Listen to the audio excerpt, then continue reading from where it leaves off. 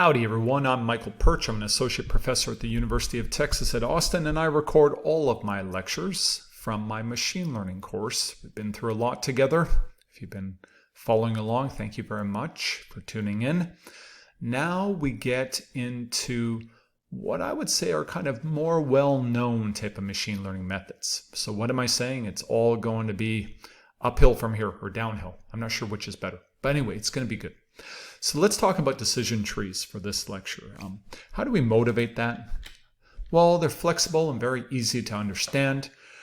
They can be extended to much more powerful methods, ensemble tree methods, and we'll get into that in the next lecture. But let's talk about decision trees. First, I like them. I'm a big fan. Decision tree.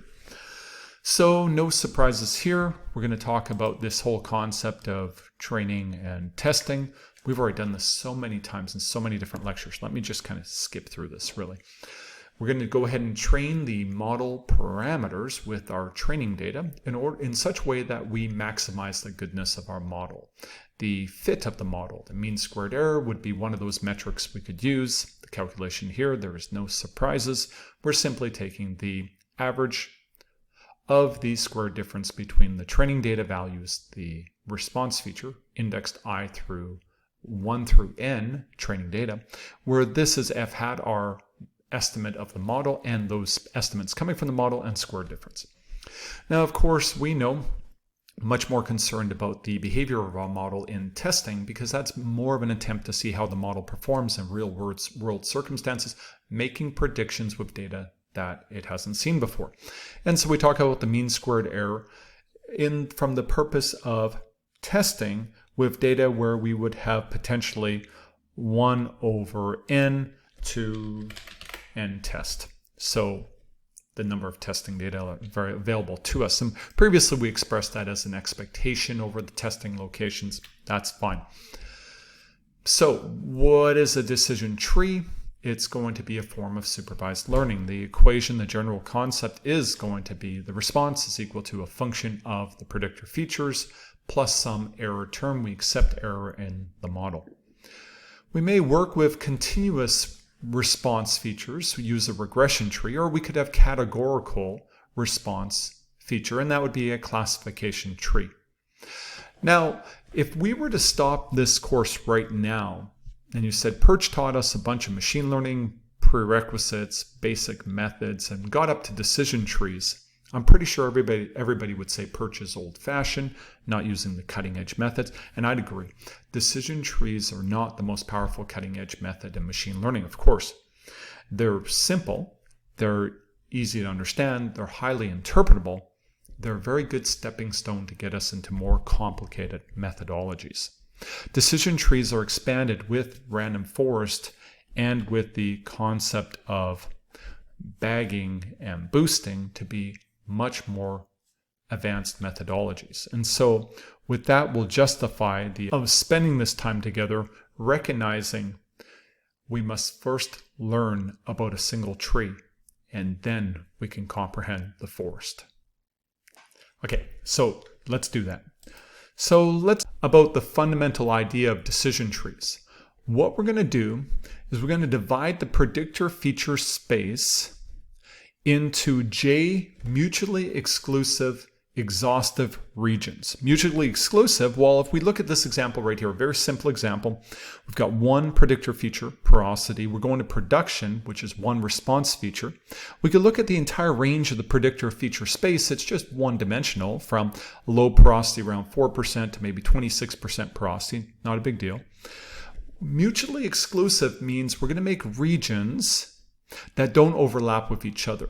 Every training data, every possible location in this number line can only belong to one region. Okay, so far so good. Exhaustive means that they cover the entire predictor feature space. There's no gaps. If you have a training data or a location you're predicting at, it must fall into one of these regions. So I draw them as dotted lines. These are the boundaries. You're always in region 1, 2, 3, or 4, and you're never in more than one region at a time. Then what we're going to do is we will predict in each region with the average of the training data within the region. Okay, so this is really cool. So if we had a porosity of 7%, our prediction would be this y hat region 1, the average of the training data in region 1. So now we have a segmentation problem. We have to segment up the predictor feature space in a way that we get very good predictions from these averages. How are we going to do that? Well, let's go ahead and expand the dimensionality. We got porosity and brittleness. We've got 2 predictor features. So now we can look at this kind of really nice representation right here. And so we can ask, what would be the best way to segment it up the most efficiently? How would we do that? Now, if you look at production, the color code is going from bright red to dark colors, black colors here. High production, you see the kind of overall contours are like that. There's some nonlinearity in our system. What's interesting is that the very best regions we could draw would probably look something like these lines right here. The problem is these region boundaries would be complicated. They would be high parametric representations. In high dimensional space, it's very heavy to calculate them. We want to build ourselves a much more simple prediction model, something very compact, low number of parameters required. Okay, so look at that, keep that in your mind and ask yourself, would that work? If you could accept that segmentation right there, then we're in great shape, because this is a very low parametric, it's a very compact model to represent these regions. In fact, these are just a bunch of high dimensional rectangles, boxes, you know the terms. Okay, we could have very simple rules for them. They're thresholding. In fact, it'd be a hierarchical segmentation over the predictor features. So it's very flexible, it's very compact. And if you have enough of these boxes or shapes, and they are positioned in good locations, you're actually doing a very good job of getting similar types of behaviors together and not mixing too much and losing too much detail. Now, how do we assign those regions? How do we actually calculate where those thresholds should be? Well, we're going to use a minimization problem. We're going to minimize the residual sum of squares. Now, this is not a big deal. The equation looks a little different than before. We're still going to loop over the training data, but the deal is we're going to first loop over the regions. So we're going to loop over little j equals 1 big J regions. In each one of those regions, we will now loop over all of the training data in the region. We'll get the square difference between the training data and the estimate made in that region. Remember, it's just going to be one estimate possible for each region. It's just going to be the average of the training data in the region. Now, this is pretty cool. We would want to still account for the cost of complexity. Clearly, if we do a lot of segments, we'll get to a point where we get a very accurate, precise model in training, but we're probably going to be overtrained at that point. So we're still going to have to think about cross-validation and tuning and the model, hyperparameters, and so forth. Okay, so we already talked about the idea we're going to split up this predictor feature space into multiple regions. Okay, the methodology is going to be, first of all, greedy. We're going to, at every single step, we're going to look for the very best split across any of the predictor features, brittleness, porosity, and within any one of the previous regions. We're going to keep cutting them up. It's top down because we're going to begin with all of the training data in one region. In fact, one region describing the full range of all the predictor features, and then we're going to have greedy selection of the best split, the next best split, the next best split. And so everything started as one region, and then we start to cut it up in such a way that we're greedy. We're maximizing the benefit of those slices. Now, you might look at that problem and say, that sounds like a very difficult problem. Isn't that going to be one of these big, hard problems? And if you think about it, it's not that bad. We'll start with everything in one region. Then all our job is at that next step is find the very best next split. So we want to place the best threshold on one of the predictor features. We'll scan across all the predictor features, all of the regions, and find the next best split. It's not computationally impossible. It's not a huge solution space. We just got to scan across the range in each one of the features and across each one of the regions. And we can pick the segmentation or threshold that minimizes residual sum of squares. we're now calculating it, and we're now accounting for the fact that we now have a split that's been assigned. We've broken up, in this case, I'm just showing the idea of breaking up region 1 into region 1 and region 2. But we just keep repeating that and find the best reduction. Now let's visualize that. It's better to just look at it. And we go back to our simple one predictor feature example, just to make this all very simple for us. And so if we look at that, we'll see that we have to make a decision where to put the split such that we result in the best reduction of the RSS, residual sum of squares. Now, if you look at this visually, here's a split on the far left side, here's a split on the far right side, and here's two splits kind of in the middle. If you think about it, this split right here will have a large degree of residual sum of squares. Look at the amount of error over here. It's terrible. This one right here will have a huge amount of error too.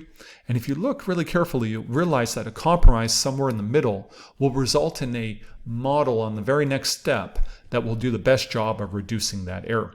And clearly, almost anything we do is going to be better in taking the global mean. So we know we're going to cause a split to happen. So now, once we've done that, we found the split somewhere in the middle was the best. That makes sense, 14.4% porosity. So this is our first decision gate. We have porosity less than 14.4%. This right here would be region 2, porosity greater. This would be region 1, porosity less than. Now you could switch them back and forth as long as you keep your convention consistent. And so this is a decision gate. Now, once we've done that, we have another decision. Where should we put the next split? Should it be in region 1 or should it be in region 2 over here? And so we scan through region 1, we scan through region 2 over here, and we find the very best next split is actually going to be applied within region 1, and it's at 10.1% porosity. Okay, so less than 14.4% porosity. Now, if we're going to be less than 10.1% porosity, and these decisions keep growing. Now, if you flip that upside down, that looks like a tree. That's why we call it decision tree. Now, if you've seen the movie Bandersnatch, where you get to choose your own adventure on Netflix, and they show all these decision gates and the idea of them, the combinatorial of decisions propagating out and becoming very large, that's exactly what this is allowing us to do. Which does raise a really interesting point, and that is some suggest that decision trees are nature-inspired computing, mimicking the way that we in our brains make decisions. We usually break things down, they say, into a binary set of decisions that are going sequentially and growing outward. Okay, not my expertise, but I thought that was interesting. Okay, so that's why we call it a decision tree.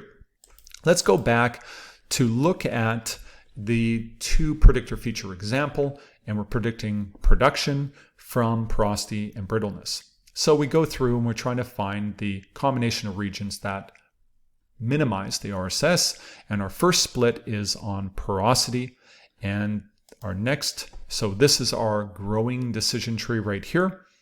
Then we could say, okay, we scan for the very best next split, and that split is in region 2, creating region 2 and region 3.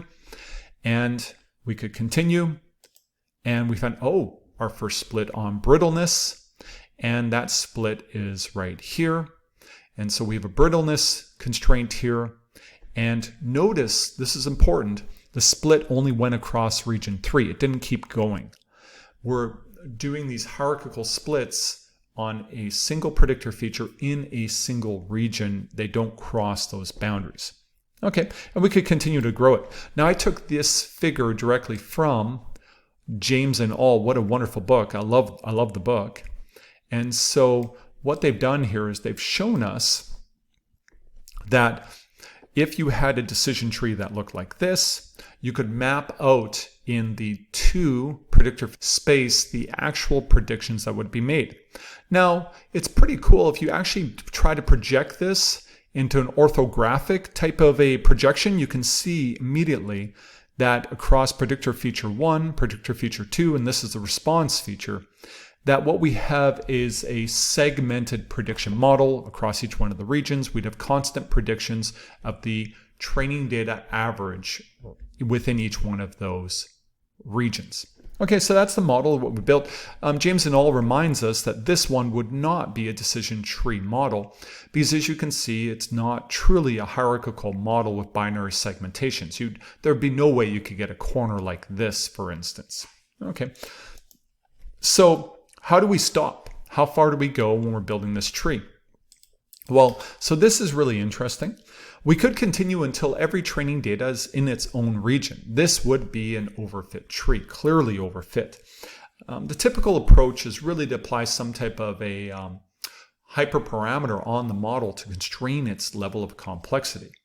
One idea would be the algorithm stops when all of the regions have reached their minimum number of data per region. And what you're saying there is you have to make an inference inside the region. You have to calculate a reliable average. How many training data do you need for a reliable average? Well, one is probably not reliable. If you just think about the standard error of an average, it's going to have a high degree of variance around that.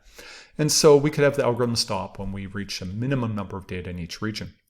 We could also try to apply a minimum amount of RSS reduction. I'm not going to accept any splits that don't significantly reduce the error in the ultimate model. Yeah, that's a problem. It's a bit of a myopic way to do it because there's always the possibility that this split is not great, but by doing this current split, you actually open up the door to an additional split in the future that actually has a greater degree of RSS reduction. In other words, there's no reason to believe that RSS reduction over time or splits is going to be always decreasing. Okay, so we may not favor that methodology right there. Why do we want a less complicated tree? Well, this all comes down to model complexity, the model variance model bias trade-off. Overcomplicated trees will tend to be overfit. It's better to have a simpler tree that is smaller, has fewer splits. It's got lower model variance, better interpretation, you can understand it, and you'll probably add a little bit of model bias, but with the model bias variance trade-off, maybe we can live with that. We want to limit the tree growth. Usually we're going to use a minimum number of data within each one of the regions, or we'll probably avoid using the RSS hurdle. Best strategy, though, in fact, is to build a large complicated tree and then to prune the tree back. We'll select the subtree that provides the lowest test error. In other words, we're tuning the hyperparameter, the number of regions within the tree or the complexity of the tree with testing data. So this is a good idea. What's really cool is we don't have the problem of considering all possible subtrees.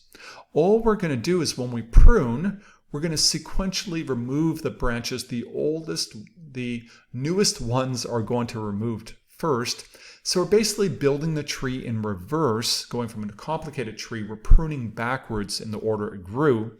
And so what we can say is the less complicated tree exists within the complicated tree. So we can go very complicated and then just prune, get simpler and simpler and test each one of those models.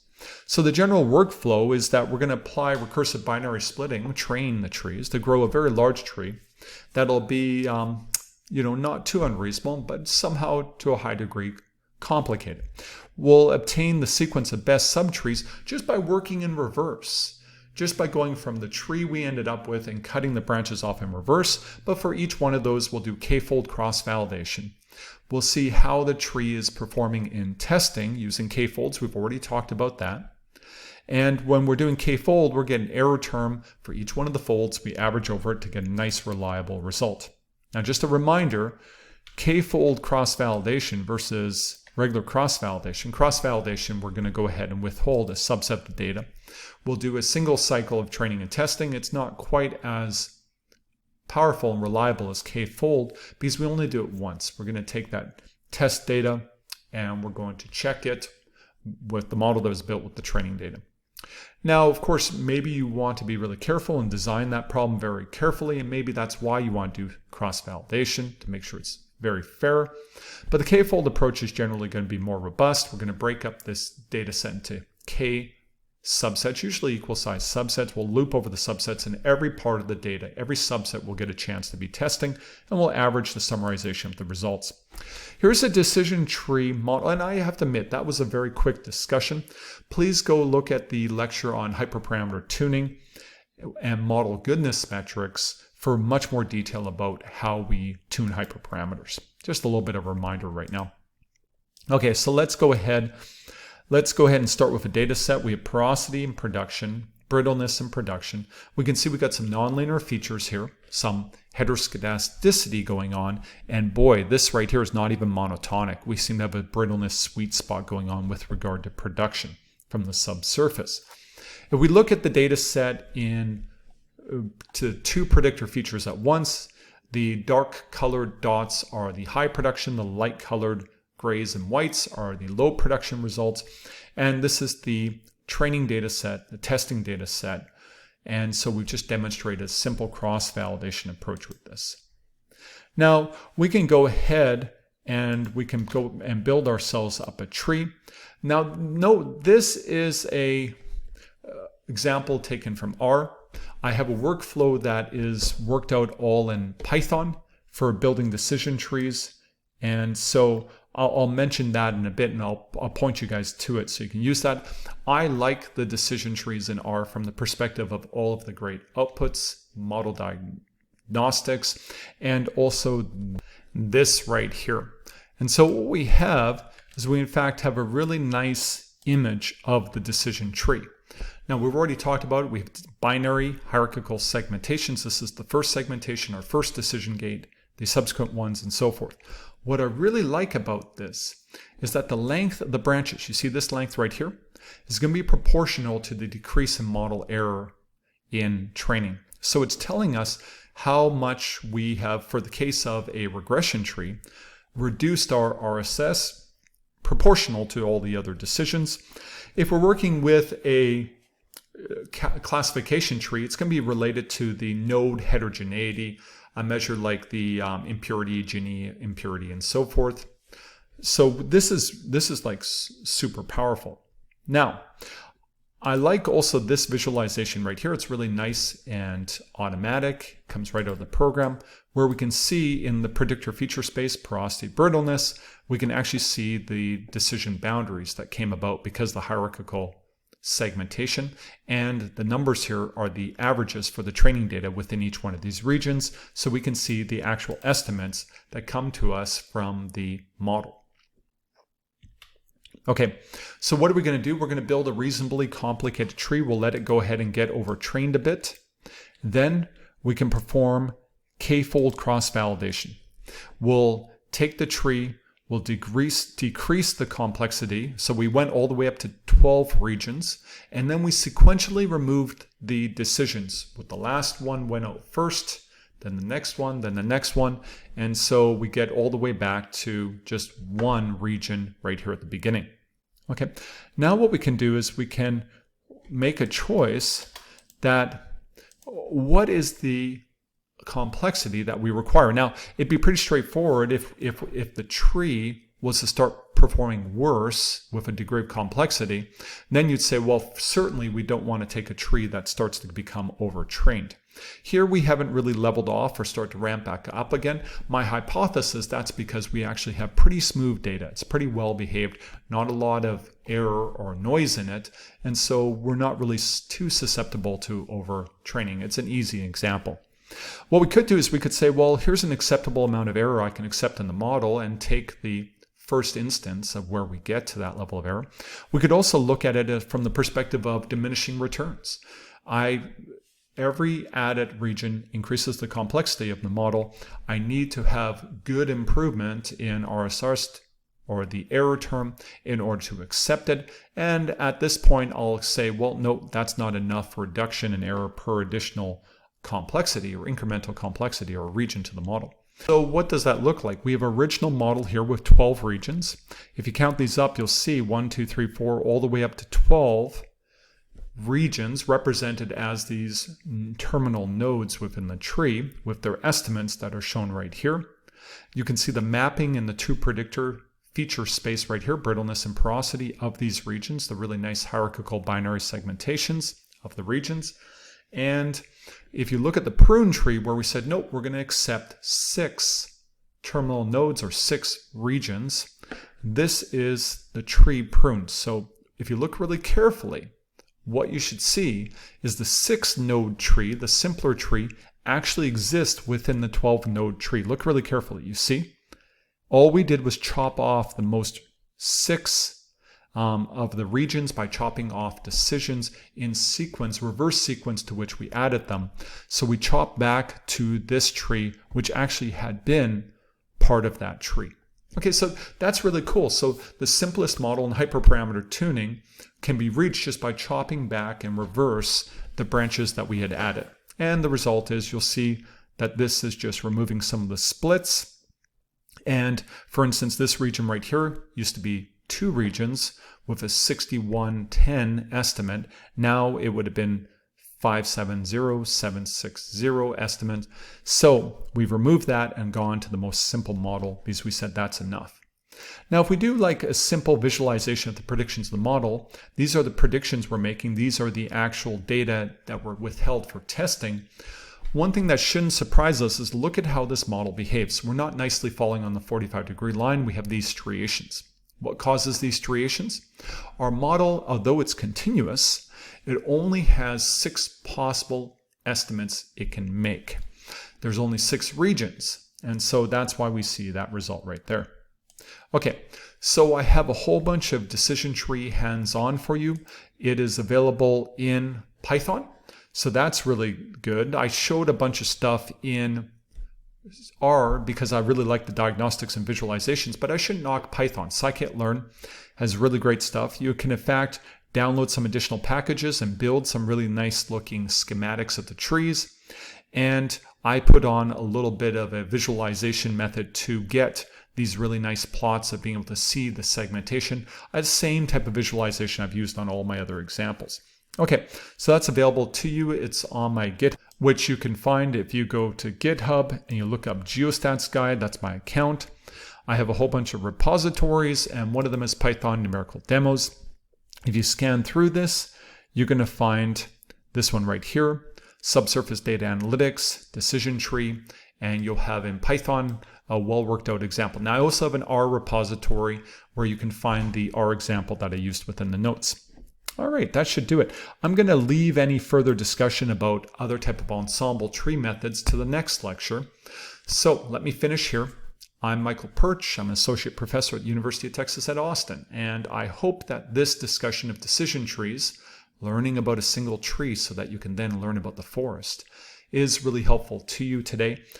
If you have any questions, go ahead, fire me a question. I'm easy to find. Professors are very easy to track down. My email address is, of course, out there. I'm also on Twitter. I'm the Geostats Guy YouTube channel, Geostats Guy Lectures, and GitHub, as I just showed you. All right, I hope this is helpful. Take care. Bye.